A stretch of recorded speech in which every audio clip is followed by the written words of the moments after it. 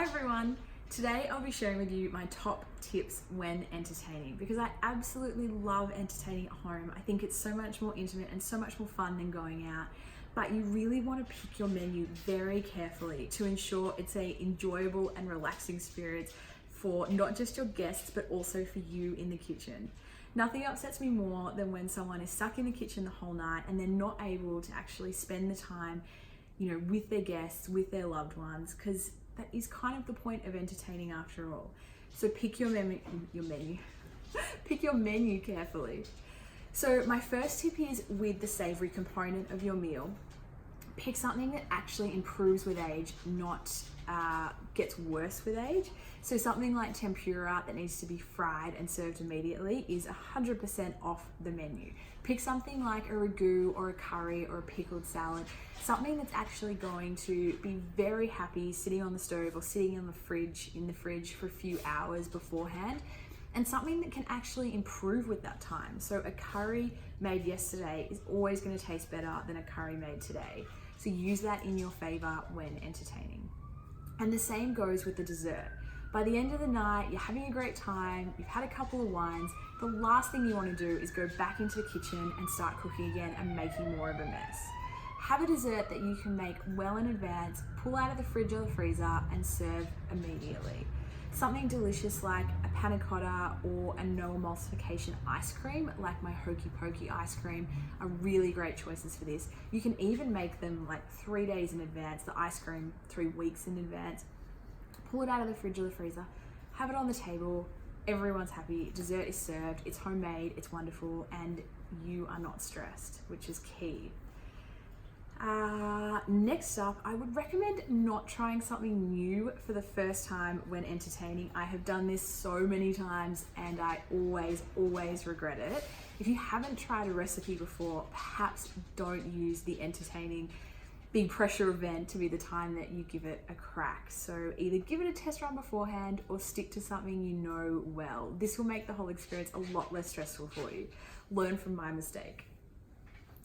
And the other thing is, have a bit of a plan, write down a few steps beforehand, what you're going to do an hour before, what you're going to do a day before, and that'll just keep you calm in the kitchen before your guests arrive, so you're not in a crazy flap, greeting people at the door.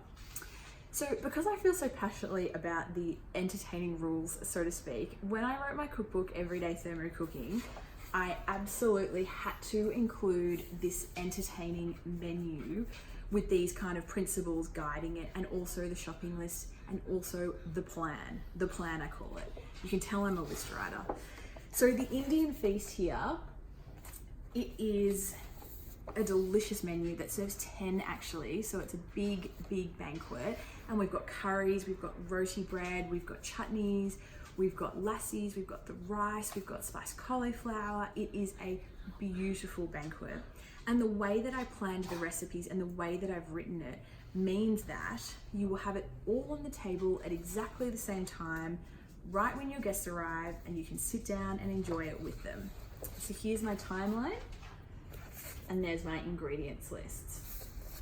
So entertaining can be really easy. You just have to have the right recipes and the right know-how.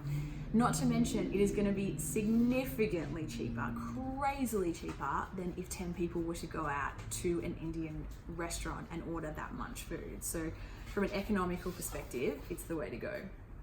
So in some of my other books, I've also got these similar entertaining menus. Another one in Recipes from Our Cooking School, which is an Indian banquet as well.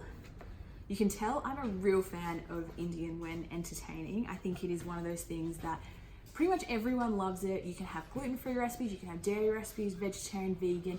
Everyone's catered without feeling like you're doing different things for different people, or people need to edit certain, presentation or servings of anything. So highly recommend the Indian. And a lot of the dishes improve with age, like I said, with curry, which is very handy. In Quick Fix Every Occasion, I've also included lots of tips on preparation and storage in the book. And the reason I did that was because, again, I wanted people to know how far advanced they could make things, what they needed to do just prior to serving, and what they could prep in advance. Again, so when they're entertaining, there are a lot of entertaining recipes in this book, It can be quick, it can be easy, and it can be stress-free. So you can have a wonderful time with your guests and enjoy the experience as much as everyone else is. So tell me what your favorite entertaining recipes are, whether they be from my books or something else. I would love, love, love to know. And also your tips to keeping entertaining stress-free. Have a great day, everyone.